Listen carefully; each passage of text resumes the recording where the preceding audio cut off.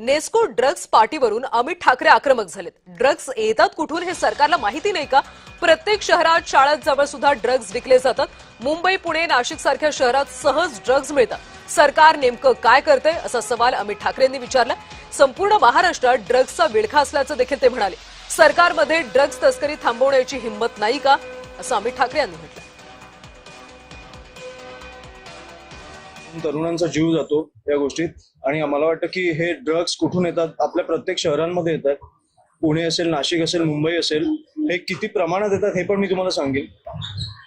हे थांबवण्याची ताकद सरकारमध्ये नाही आहे का? मला आता कळायला लागले की शाळांच्या बाजूला ड्रग्ज विकले जातात। पुण्यामध्ये, नाशिकमध्ये ही कुठची परिस्थिती आपण कुठे आणून ठेवली आपल्या शहरांना? कधीतरी मला वाटतं की आपण सरकारची कोणी आले प्रतिनिधी, मला वाटतं प्रश्न विचारले पाहिजे की काय चालू आहे तुमचं? का ड्रग्ज येतात एवढे? तुम्हाला पण माहितीये, मला पण माहितीये कुठे वाटले जात आहेत, का थांबत नाहीयेत? ड्रग्सचे पैसे कोणाला जातात सरकारमध्ये?